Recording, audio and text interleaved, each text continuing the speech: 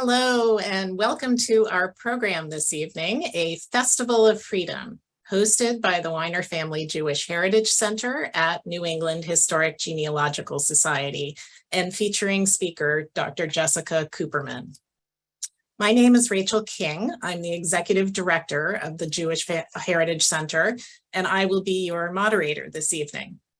The Wyner Family Jewish Heritage Center is dedicated to collecting, preserving, and illuminating Jewish family and community history in New England and beyond. We are an archive, educational center, and family history resource located at America's founding genealogical organization. Tonight's program is our second Genevieve Wyner annual lecture, which follows a research fellowship funded by our longtime advocate and supporter, Justin Wyner, in honor of his late wife. The Genevieve Wyner Research Fellowship advances the study and understanding of Jewish history by supporting a scholar each year to conduct research in the JHC's archives. I am pleased now to welcome Justin Wyner himself to say a few words. Jerry.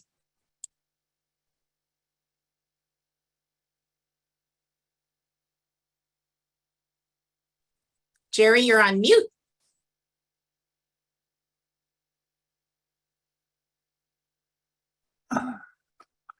Okay.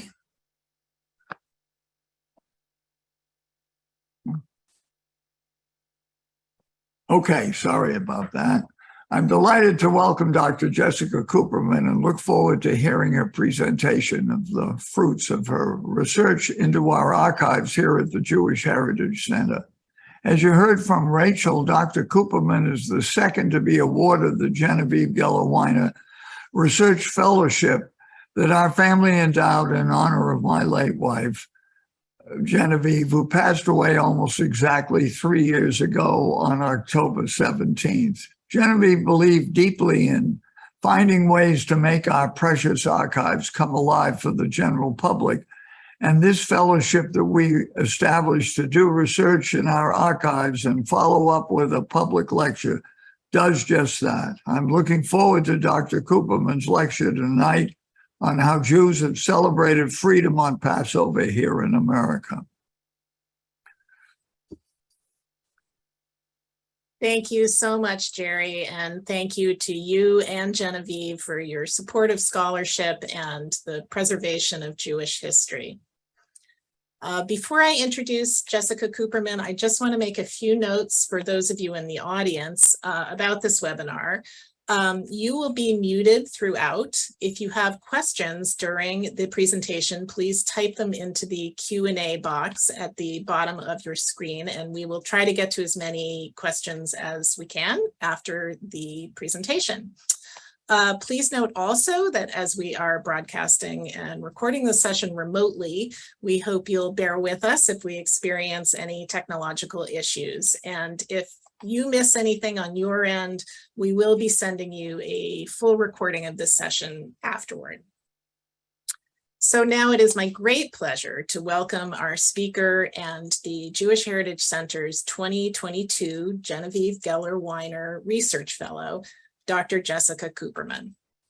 Dr. Cooperman's research focuses on 20th century American Judaism and Jewish history. Her 2018 book, Making Judaism Safe for America, World War I and the Origins of Religious Pluralism, was published by New York University Press and received an honorable mention for the Saul Weiner Prize in American Jewish History.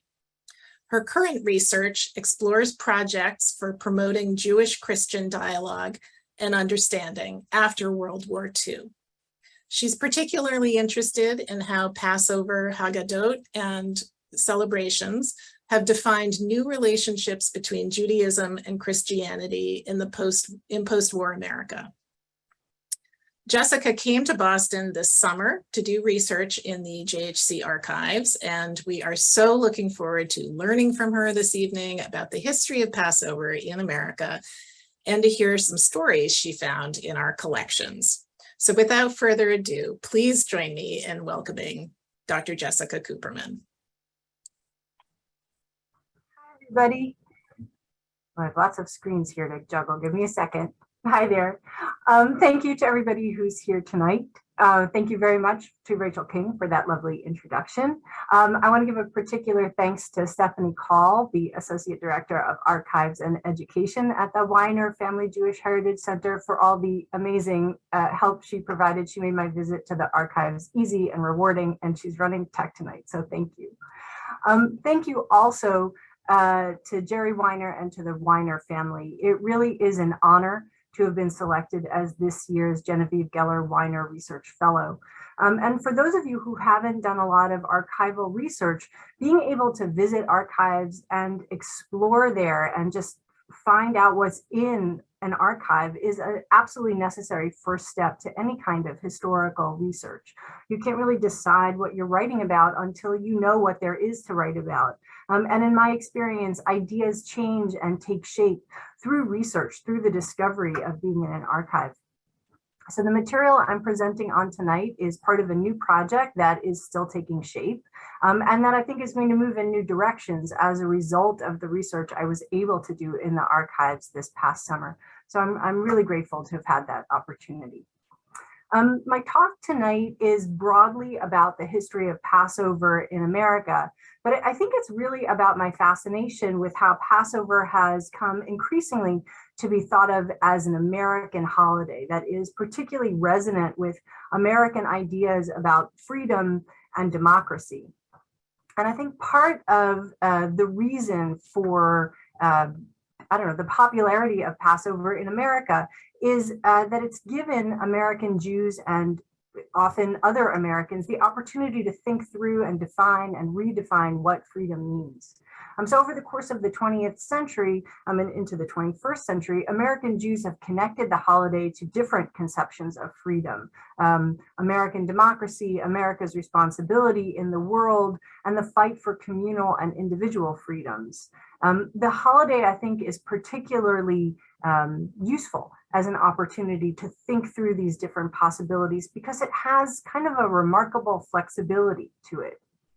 Unlike other Jewish holidays or rituals, you don't need a religious functionary to celebrate Passover. There's no rabbi needed to celebrate the Passover seder. It can be led by almost anybody. It can be celebrated in almost any kind of setting, whether that's in a home or out in the community. And it comes with its own instruction manual in the form of the Passover haggadah or seder narrative. And there are many, many different versions of the haggadah available. And I think all these things kind of have combined in the late 20th century and in the 21st century to make this a holiday that has been particularly sort of capacious and open to these different transformations, different ideas about what makes a holiday, what makes a Jewish holiday. And I think over the course of the late 20th and into the 21st century, we've seen Passover transform from a Jewish holiday that's celebrated in America to a Jewish American holiday in which many, many people feel that they have a stake. So what I want to do over the course of the next 40-ish minutes is to talk a little bit about how I think that transformation has happened, and to share a lot of the materials that I was able to find in the archives with you, and then to think with you about what they can tell us about how American Jews have understood and continue to understand the meaning of Passover. Okay, so I have a whole bunch of slides that I'm going to share with you in just a second.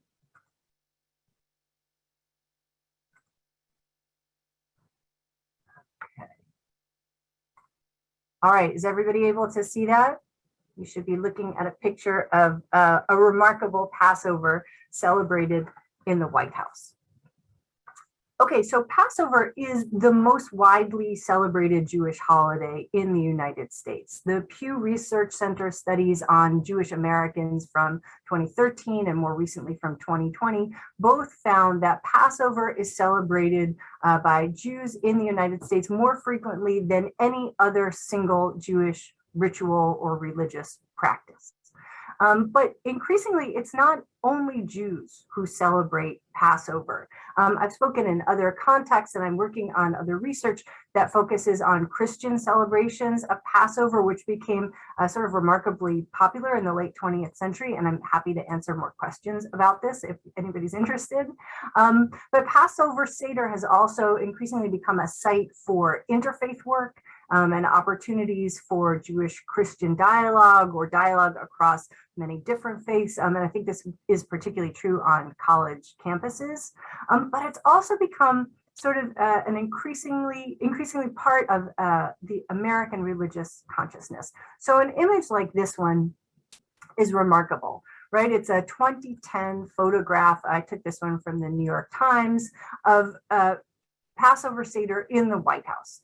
And it's kind of astounding, right, to think of the President of the United States leading a Passover Seder in the White House, right? And President Obama evidently opened this Seder by invoking what he felt were the universal qualities of the holidays' themes. He talked about the universality of the holidays' themes of struggle and liberation.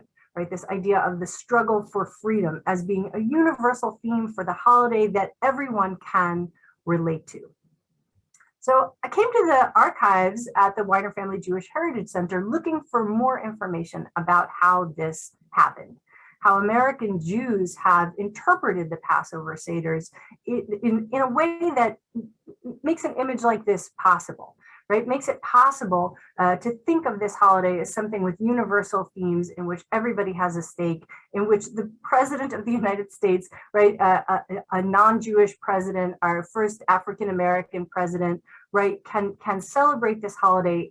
Like, what are the transformations that had to take place in order for an image like this, for an event like this to happen, and for it to make sense to us? So by way of just framing history, I want us to remember that there are historically lots of other ways that people have interpreted this holiday. Passover was often, and for many centuries, thought of as the paradigmatic example of what was wrong and deviant about Jews. It has not always been thought of as a holiday with universal themes or as a holiday connected to ideas about freedom and liberation. I just taught a class earlier today on medieval art and anti-Semitism, so I picked a particularly gruesome image to share with you tonight. Sorry. But this is an image from, I think it's the 1490s, 1493. It's a German woodcut depicting a very famous case of ritual murder. It's the murder of a young boy who's known as Simon of Trent, right? And it depicts this widespread story that was prevalent throughout Christian Europe for many, many centuries, that Jews in preparation for Passover would kidnap and drain the blood from a Christian child and use that blood in the preparation of matzah.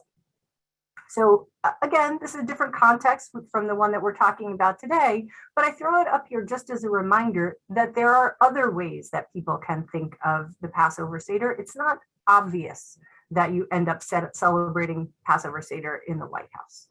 To double down on that a little bit, it's worth remembering that Jews also had other ways of thinking about the Passover Seder. Not all of them were tied to ideas about freedom and the universal struggle for freedom. So this is a quote from the traditional Passover liturgy.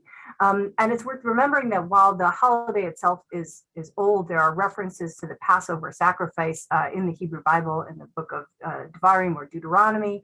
There's later discussion of the holiday in the Mishnah. But the Passover haggadah, the traditional liturgy of the holiday, actually takes shape in the medieval period, kind of alongside those images of Jews engaging in ritual murder for the blood of Christian children.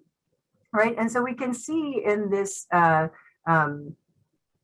invocation from the second half of the traditional Passover liturgy, asking that God pour out his wrath upon the nations that did not know you and upon the kingdoms that did not call upon your name, that he pursue them with anger and eradicate them from under the skies of the Lord, right? That perhaps Jews also had other ways of interpreting this holiday, and that again, it's not obvious that this was going to be a holiday that would represent the universal struggle for freedom.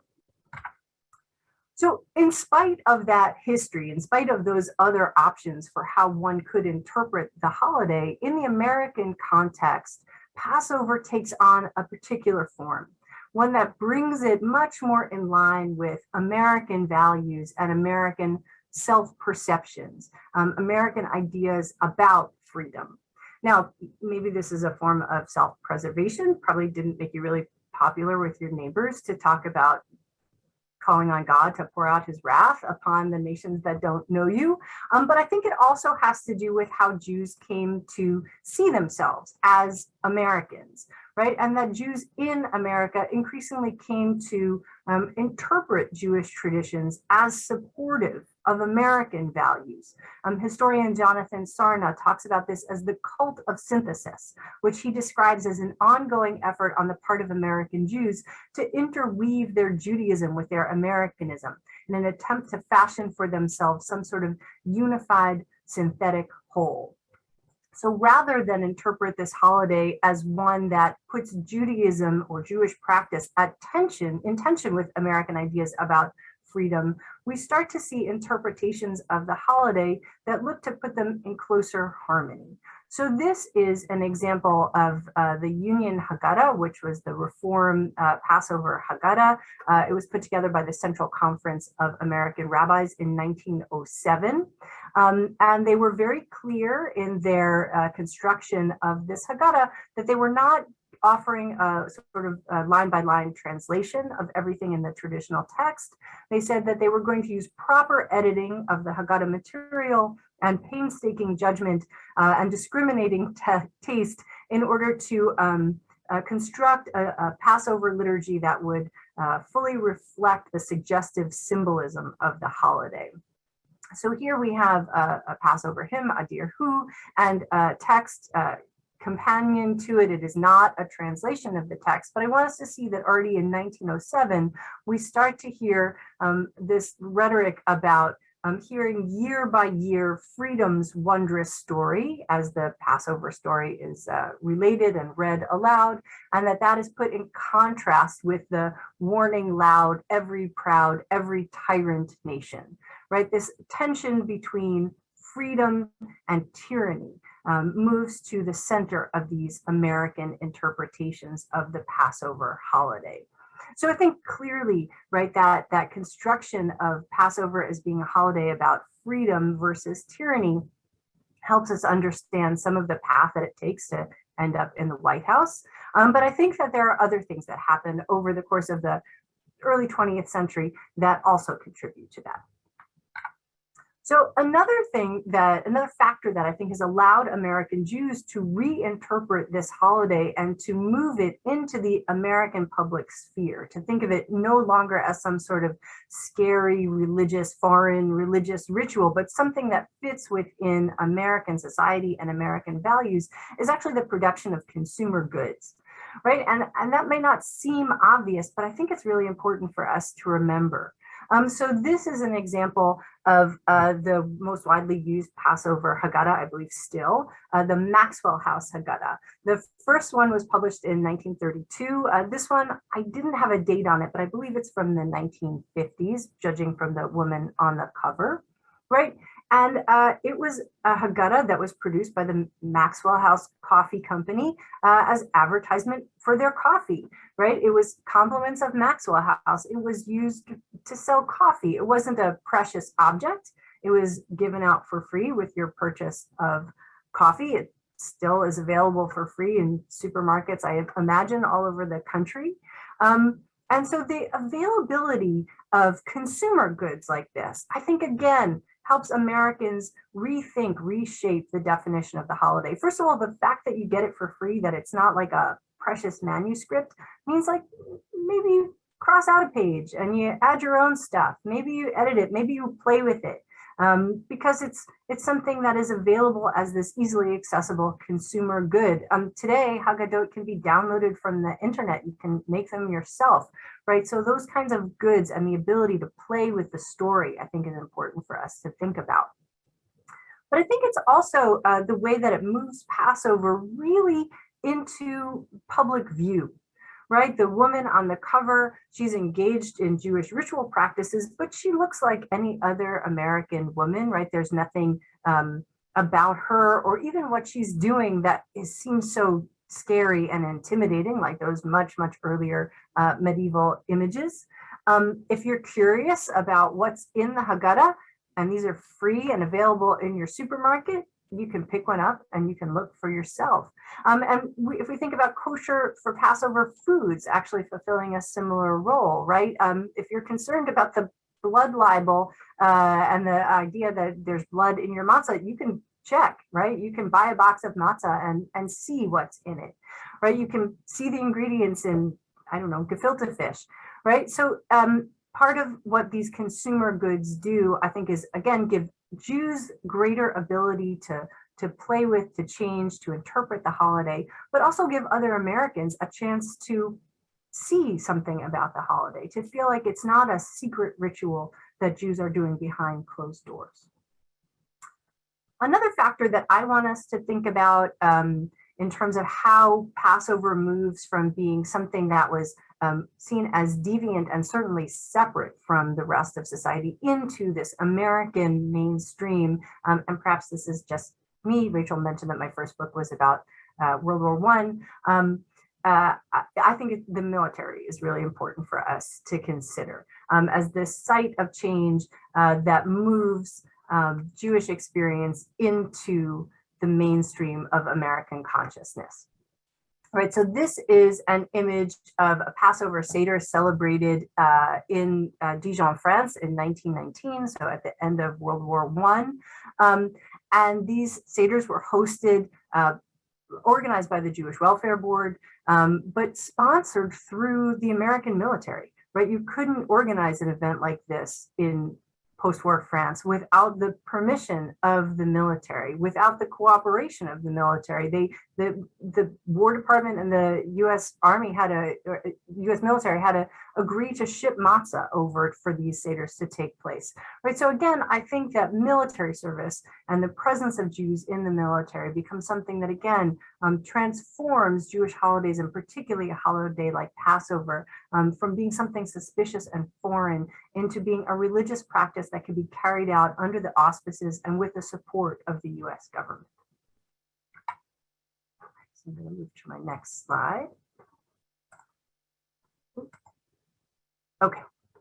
So with all that as background, I want to show you some of the materials that I was able to find in the archives at the Wyner Family Jewish Heritage Center. And like I said, if you're not somebody who's done a lot of archival research, I was hoping it would just be interesting to see what's in an archive. Like, what do you find when you go to an archive?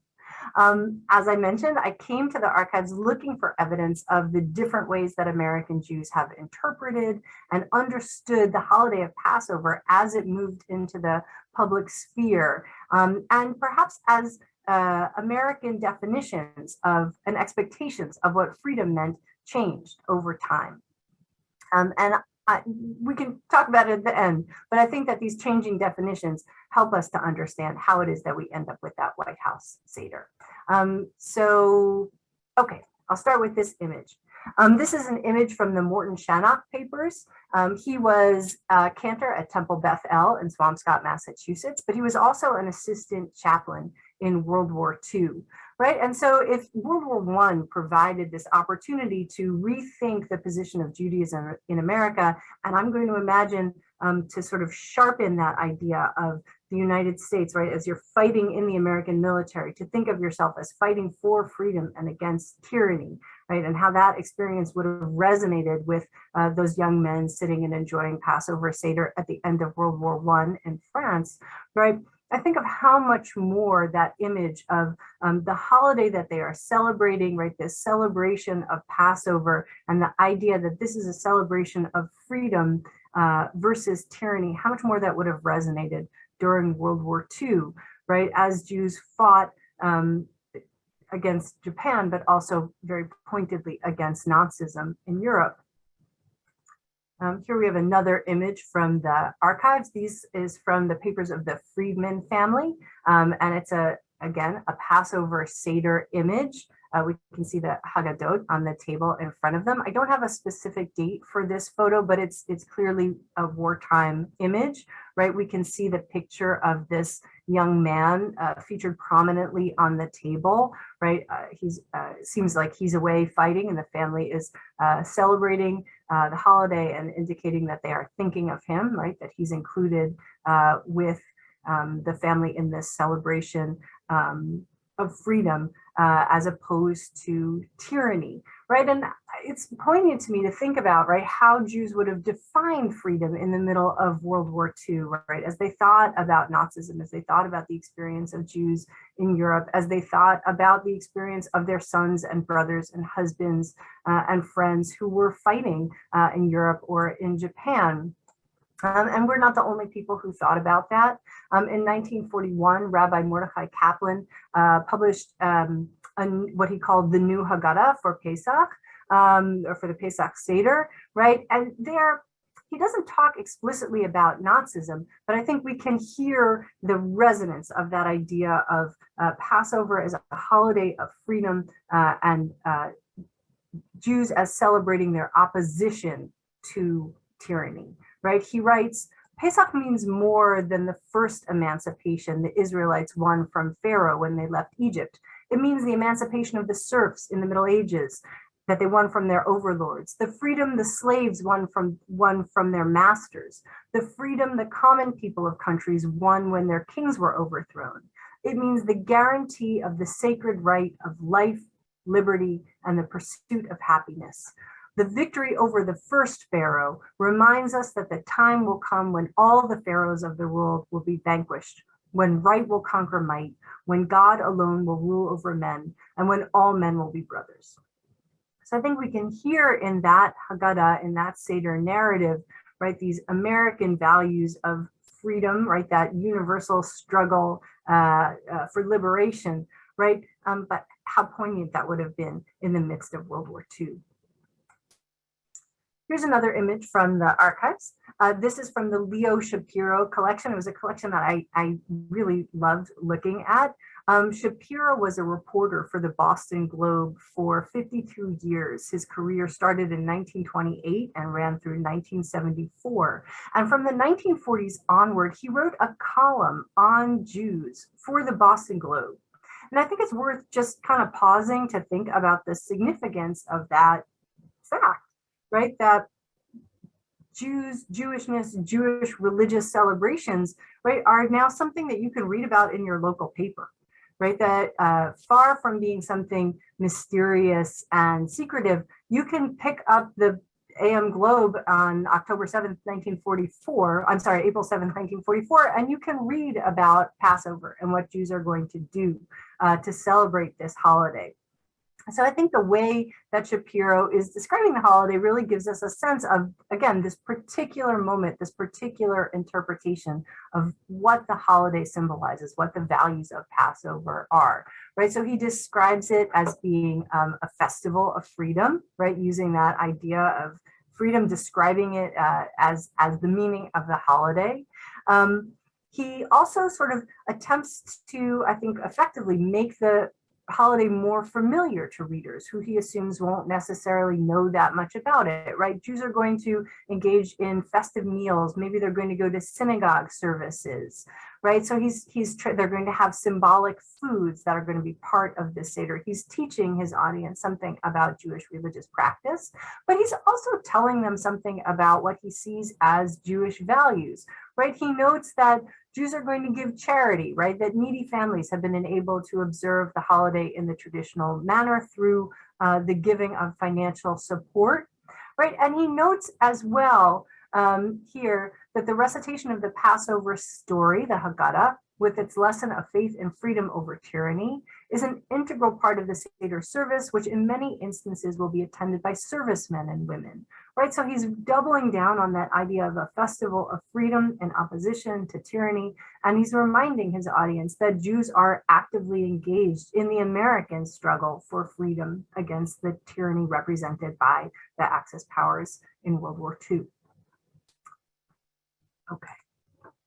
So the influence of the war, the impact of the war is felt for a long time after the war ends. And throughout the post-war period, Passover Seder became a place in which Jews were able to think through their place in this new post-war world and to think about their responsibilities in the post-war world, both as Americans and as Jews, following the destruction of uncountable numbers of Jewish communities in Europe under Nazism. So historian Hasia Diner has written really wonderfully about the ways that Passover Seder becomes a site for remembrance and memorialization of Jews lost in the Holocaust. And I think that certainly becomes a theme that we see integrated into Passover haggadah and Passover celebrations in the post-war period and onward.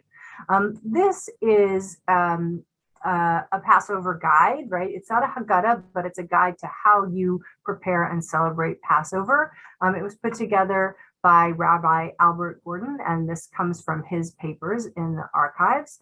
Gordon was a rabbi first in Minneapolis, and then he became the rabbi at Temple Emmanuel in Newton, Massachusetts. He published a great deal. He gave radio speeches. And here he's assembling practical guidance onto how to prepare the Seder and how to think about what it means. And so it was an interesting piece to me because it's clearly connected to those wartime ideas about tyranny and freedom, but in kind of a new key now that the war is over. This piece is published in 1949, so in the years following the war. So here is a page from inside the pamphlet that Gordon put together. I will admit I added the images from Norman Rockwell because I like them. But this page is from Gordon's text, right? And he's compiling this, right? So he's taking this from somewhere else, but he's including this in his guide for his congregants, his public, his audience, right? And again, he was a pretty well-known public figure, right, on how they should celebrate, how they should think about Passover, right? And so here he's comparing, or he's borrowing this text that compares the 4 cups of wine that are consumed as part of the holiday ritual with the 4 freedoms that were described by President Franklin Roosevelt in his State of the Union address in 1941. Right, these were the values Roosevelt said that the country was fighting for in World War II. And we hear this description of the ancient promises have now found their modern counterpart in these 4 great ideals that gave World War II its significance and meaning. As we raise our cups in toast to the future, we do it in recognition of the 4 essential human freedoms. So even though this is no longer a wartime piece, we can see the echoes of the war here and this idea about what are the responsibilities of Americans in the post-war world to secure every nation a healthy peacetime life, to reduce armaments to such a point that no nation will be able to commit an act of physical aggression against a neighbor anywhere. And so the Haggadah and the Passover celebration become an opportunity to sort of reflect on the position of the United States, I think, in the post-war world, and what are the obligations and responsibilities of Americans and of American Jews. Here we have another piece again from the Shapiro collection, and I think it again plays on that idea about what are the post-war responsibilities of Jews. Here he's looking not at those maybe broader American concerns, but about specifically Jewish concerns in the post-war world, right? He talks about the Israelites released from bondage in Egypt, but he's writing this in April of 1949. Right, a year after, or just shortly after the establishment of the State of Israel. And so his idea about what are the responsibilities, what are the concerns that Jews should be thinking about as they approach the holiday season are very much colored by the end of the war and by the creation of the new state, right? So he says, Passover is again an exodus from the Jewish people, right, from the displaced persons camps of Europe into this new state of Israel. And he thinks about, right, the concerns that Jews have. He's conveying to an American public what are the responsibilities that Jews have in this post-war period. And I think it's notable that he also includes this reference that Passover seders are going to be celebrated on army in the military as well, right, to remind his audience that Jews continue to be part of the American fight for freedom against tyranny. Here is another image we have, this one from a little bit later in the post-war period.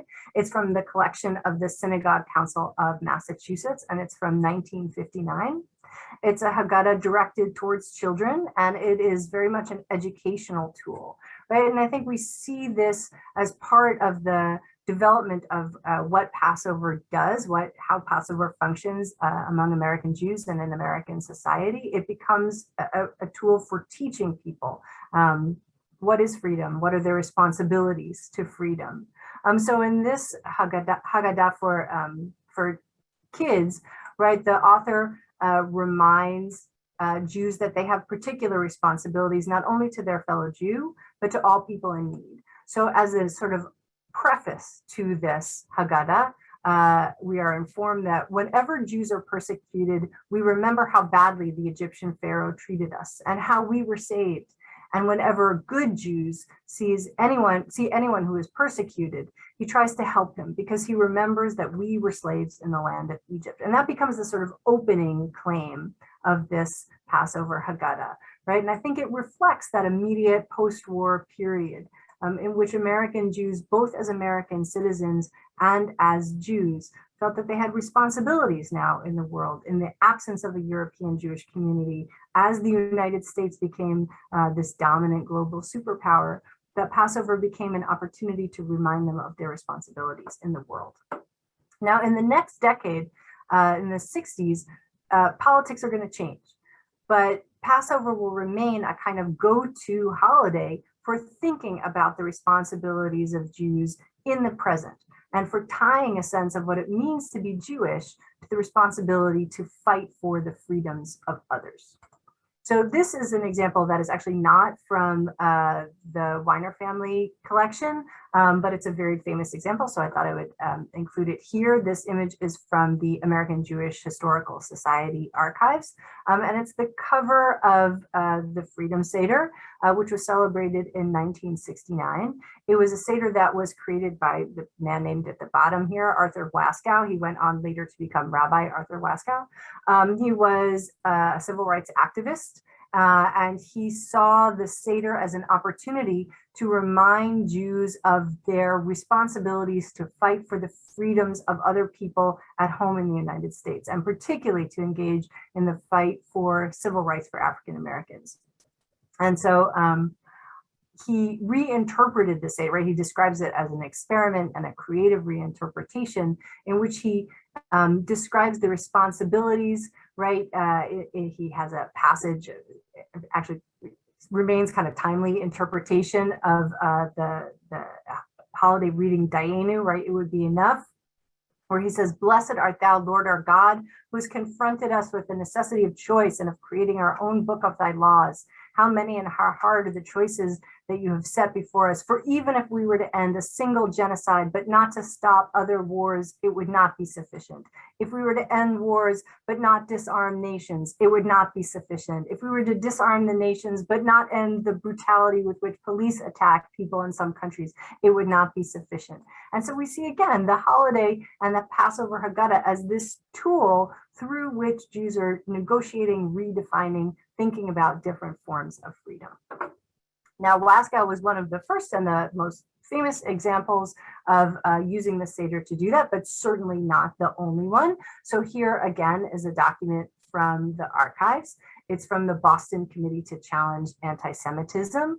It was a committee founded in response to the proposed Nazi rally in Skokie, Illinois. And you can see here in this invitation to what they call a unity seder, their attempt to think about the types of freedoms that the seder represents in terms of a broader social struggle against oppression, right? They defined the seder as an opportunity for both Jews and non-Jews to engage in anti-racist activism, to embrace progressive feminism, to be creative in their interpretation of the haggadah, right? Folk dancing, dramatic skits, right? That the struggle against anti-Semitism and this struggle for a social struggle against oppression becomes part of how they understand and advertise and celebrate the holiday of Passover. Okay, here's another example.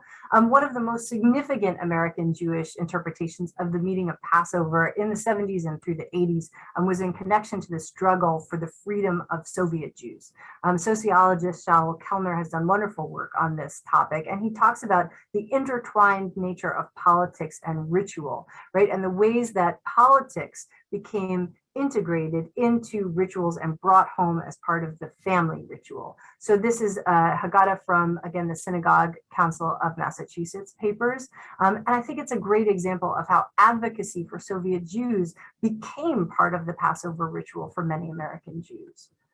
So here's a page from inside in which we can see the plagues that were visited upon the ancient Israelites in Egypt, paralleled to the plagues visited upon Soviet Jews struggling within the Soviet Union. And here we see the parallel of pouring out drops of wine for the suffering of the Egyptians, right, becomes paralleled with pouring out drops of wine for what the Soviet Union has lost through their persecution of Jews, right? So Russian Jews become the ancient Israelites, and the Soviet Union becomes the embodiment of the kind of tyranny of ancient Egypt. Here's another example from a different haggadah. This one is from a haggadah also from the Synagogue Council of Massachusetts files.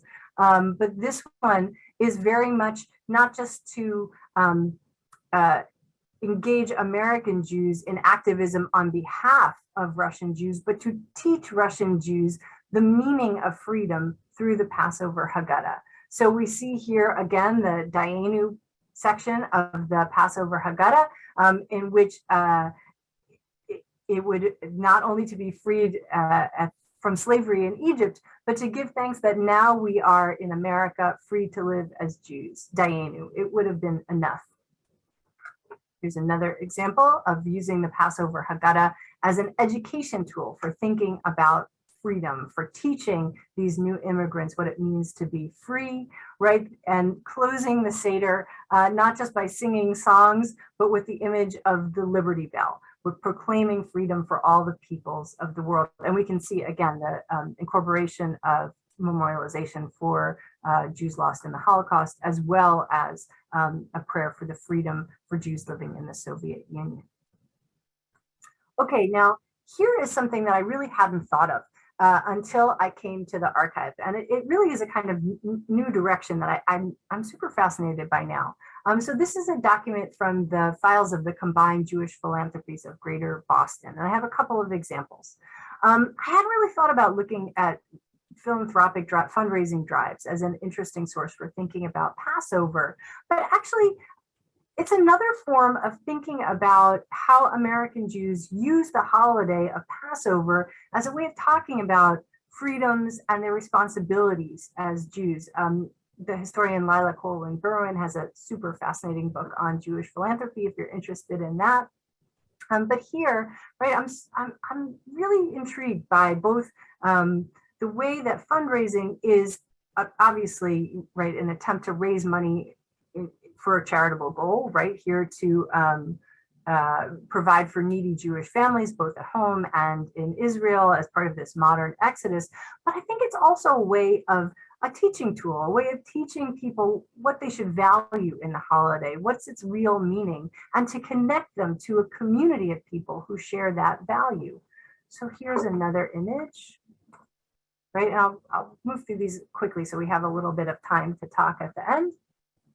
But it's another fundraising drive. And what struck me really as being very interesting about it is that they lay out where these Jews in this modern exodus are coming from. It's again from the Combined Jewish Philanthropies, right? And so it combines this kind of like nostalgic, familiar celebration of the holiday dishes, familiar ritual objects. There's mention to children and grandchildren, but also this idea that Jews are coming from Uzbekistan and Tashkent and from Sarajevo and from Ethiopia, places where people may not have even known that they were Jews, right? So the fundraising drive around Passover becomes, again, an educational tool that changes the way Jews think about who they are and where other Jews live. And here's one last fundraising document. Oh, I actually have two fundraising documents, sorry. Right, thinking about Passover fundraising for Ethiopian Jews.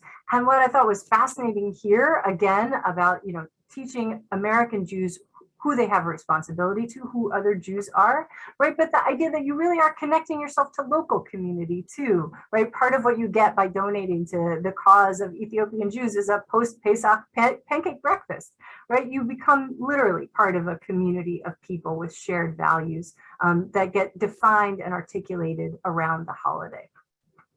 Okay, so one last fundraising document is this one, 1,000 Eggs for Sarajevo, again from Combined Jewish Philanthropies, right? And it tells the story of the Joint Distribution Committee's efforts to provide goods for Passover to Jewish communities in war-torn Sarajevo.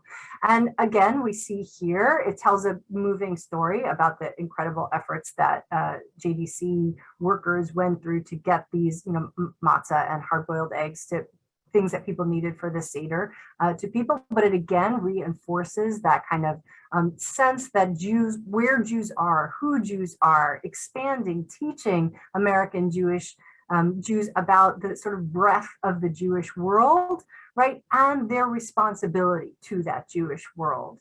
And then it has this additional piece that I think is interesting, right? They describe the seder that they were able to provide in Sarajevo, and note that the Muslim, Catholic, and Orthodox Christian leaders and 250 Jews of Sarajevo sit together at this holiday, celebrating the holiday of freedom. And I think this becomes a really interesting sort of point, an interesting value that they're advertising as part of the seder, right? That the holiday is about interfaith cooperation. It is about freedom and the ability to sit with people from other faiths in celebration. And I think that sense we definitely see reflected in more contemporary pieces of description of the holiday. So this is a newspaper article, again from the Boston Globe from 1995, in which they describe a haggadah written in Chinese for use at a multicultural seder in a Jewish community housing for the elderly in Brighton. I'm here and I'll give you one more quote, right? From Rabbi W.G. Hamilton. My feeling is that the Passover story, the Seder, is about redemption, and that redemption isn't solely relevant to the Jewish people, but relevant to all of humanity. Other groups are able to widen the scope. And so I think we kind of see in these documents, right, a transformation of the idea of what kind of freedoms and values are being celebrated in the holiday. Let me stop sharing my screen. So I think that's kind of the end of my travelogue about what I found in the archives and some of the many, many ways that American Jews have understood and interpreted the holiday of Passover. And so when we ask what kind of freedom are Jews or increasingly non-Jews celebrating when they celebrate Passover, I would say it depends on when you ask and who you ask. There are generational shifts, there are communal shifts, there are individual interpretations. But I think that this is in fact the secret to Passover's popularity. That American Jews and increasingly other Americans have come to see this as a festival of freedom, and they can interpret what freedom means as suits them, as reflects the values in their own presence. Okay, I'll stop there. Thanks. Thank you so much, Jessica. That was fascinating and gives us so much to think about. An invitation again to the audience to submit questions for Dr. Cooperman in the Q&A box. We have a question from Lawrence who asks, has the evolution of the Seder in America affected how Jews celebrate Pesach in other countries? I think that's a great question. And it's one that I don't entirely know the answer to yet. My suspicion is yes, that it does, that American Jews remain through things like philanthropic giving, through those projects of fundraising, remain a powerful force for world Jewry, right? So I don't know if the Jews in Sarajevo really wanted to sit down with Muslim Christian, right? Like if that was really what their vision of Passover Seder was, but I do know that that was part of what the Joint was sponsoring in that project. So I'm going to bet yes, it does. And I definitely know that American Christian practices have started to influence Christians in other places around celebrations of the holiday as well. So my suspicion is yes. Can you tell us more about the Christian approaches to the holiday? You mentioned up front that you could talk more in this session, and we'd love to hear more. Yeah, I started doing research on Passover really because of a conversation with a Lutheran minister who was telling me all about the fantastic Seder he led at his church that year and how meaningful it was, and how important this is to his congregation. And I thought, what? Like, what are you doing? And I was super surprised that both he was celebrating Passover and that I had never heard of that phenomenon. And so I started this project by doing research on Christian celebrations of Passover, which I think actually emerged in large part from that interwar moment of, post-war moment of thinking about transforming Passover into a more American holiday. And the Jews very consciously use Passover as an opportunity to reach out to Christian communities and think about what the post-war world is going to look like, the creation of a tri-faith American religious consciousness, Protestant, Catholic, and Jew.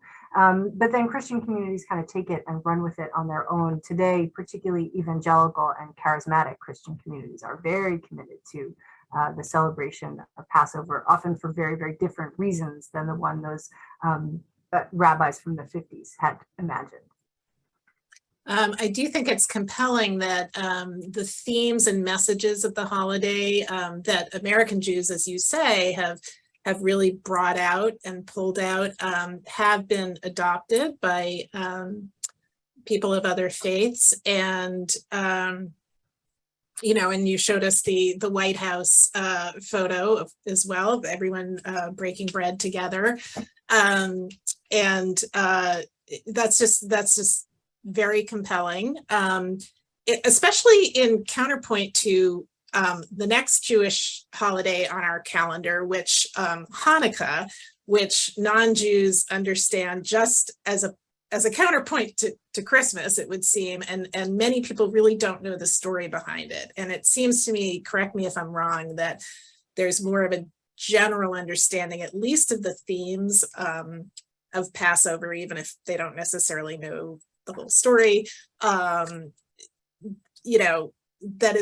perhaps it's a more understood holiday across the board in America than something like Hanukkah, which was invested in meaning really to as a counterpoint to the prevailing Christian holiday. Do you have anything to comment on about that? Yeah, I think that's actually a great point, right? That Hanukkah also has its own narrative of how it developed in the United States, but I think that it hasn't been adopted as an American holiday in which lots and lots of different people have a stake in the same way. I think you're right that Hanukkah gets interpreted as just the Jewish celebration of Christmas, right? It gets kind of dwarfed by this larger holiday.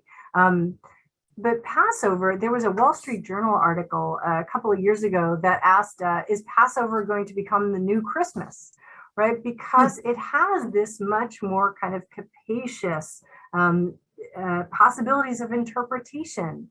I think that we can certainly see that. I hope I showed everybody that in these Jewish interpretations, right? Lots of different ways for Jews to interpret the holiday within Jewish communities. There are all kinds of seders, labor seders, chocolate seders, all kinds of sort of interpretations far beyond what I shared here today. But because of Christian heritage and the debates that have raged for a long time about whether Jesus's Last Supper was in fact a Passover Seder, that Christians feel deep engagement with and interest in learning about how they could interpret that Seder. And I think because of those kind of capacious interpretations of freedom, right, one could take a religious approach to it, but one can take a much more kind of like Arthur Waskow did, a kind of civil rights focused approach to the Seder that I think appeals to all different groups of people, all different groups of America who are seeking a tool to kind of combine religious ritual and political goals. And I think Passover Seder works beautifully in that context for lots of people, for lots of reasons. Well, we have a question sort of looking at it from another side, which is, we're talking about that as a positive, that Passover, has been sort of adopted and celebrated by Christians, where in other contexts that might be seen as sort of cultural appropriation. So how do we think about that? Yeah, I think it's a really interesting question. So one of the things that I think becomes interesting about looking at these American Jewish adaptations of the Seder is appreciating the ways that Jews also are playing kind of loosely with the Seder and changing the liturgy, embracing the parts of it they like, rejecting the parts of it they don't like, importing texts into the Seder. So I have looked at plenty of examples of Seders where I thought like, ooh, I don't know if I'm comfortable with that. I think that might be appropriation. But we can find plenty of examples of Jews doing that same kind of thing, right? The holiday really does have a kind of do-it-yourself quality that I think allows for all kinds of different interpretive play, if you will, some of which I think people feel comfortable with, some of which people do not feel comfortable with, but I think my job as a scholar is maybe just to kind of provide that overview of what are the possibilities and what are the different ways that Americans and American Jews have interpreted, worked with, taught with this particular holiday. I was struck in your introduction, you talk a lot about it as a DIY holiday, and the Haggadah as an instruction manual, and this is a holiday that we celebrate at home and in sort of a personal sphere. And I wonder if you could comment on how, institutional or congregational Jewish life has, I wonder if this is an instance where, the sort of home sphere has fed to or influenced the congregational sphere rather than the other way around. I tend to think so. I think that Passover is that domestic sphere, whether it's like literally your house or it's just a space that you control. I think that's really central. And I mentioned, consumer goods as being part of that. Like, I don't know if anybody likes Passover like merch, right? You can buy like frogs and you can buy plagues and you can purchase things to adapt and interpret the holiday however you want, whether that's in your house or it's in a shared community space. And I do tend to think that I don't want to discount institutional bodies, right? There are still people who are putting together haggadot. There's still somebody, signing off on the Maxwell House Haggadah or on the official Reform Movement Haggadah. But the ability to play with it, I think that is that emerges from it being in an unofficial space, in a non-institutional space. I think that is what really increasingly has come to define the holiday, and certainly I think what explains its popularity and its spread throughout American society. Terrific. We do have a comment from Margaret who says, y'all are right. As a non-Jewish woman, I grew up with much more understanding of and was more engaged in Passover and the Seder. And I know very little about Hanukkah's origins.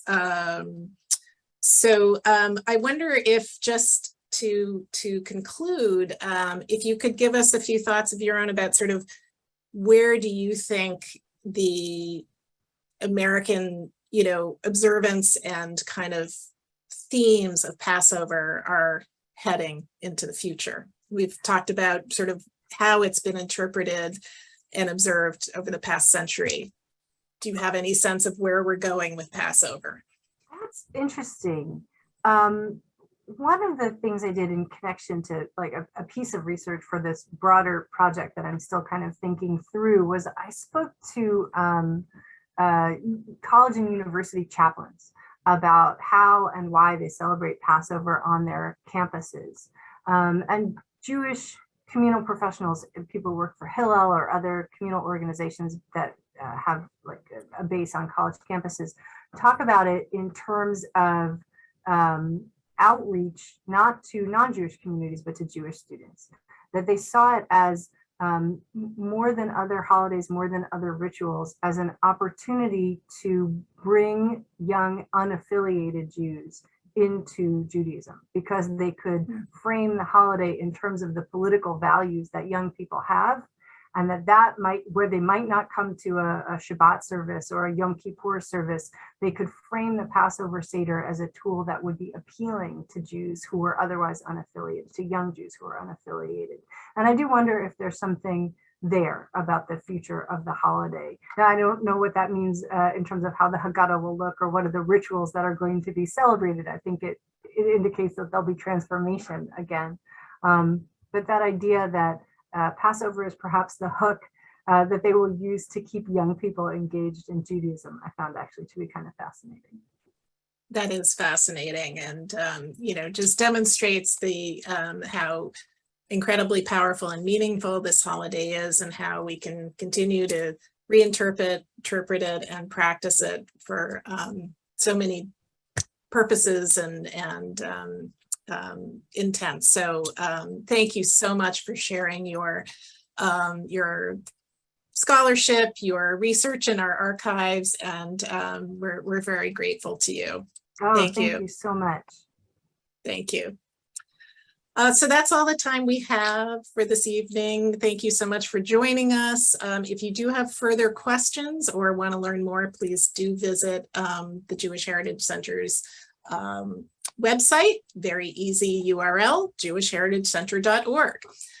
We hope you'll join us again for just next week. There's an upcoming program with former poet laureate Robert Pinsky about his just released memoir, Jersey Breaks, Becoming an American Poet, which will be held in person in Boston next Thursday, November 3rd. And also online. The Jewish Heritage Center is co-sponsoring the event with the American Inspiration Author Series here at New England Historic Genealogical Society, and along with other partners. You can learn more at americanancestors.org/events. I want to thank Jessica Cooperman again for her presentation. I also want to thank all of you in our audience for joining us. And as you leave the webinar, you'll be asked to fill out a very brief survey about the program. We hope you'll take just a minute to respond, as your feedback is very valuable to helping us develop further programming. And we will also be sending you an email after this program with a link to the presentation if you would like to share it. I want to thank Justin Wyner and the Wyner family once again for their generosity in making this program possible. Indeed, it is the support of people all over the world that makes the work of the Jewish Heritage Center and free programs like this possible. So we ask you to please consider a donation of your own if you're able. And you can do that at jewishheritagecenter.org/donate. Thank you.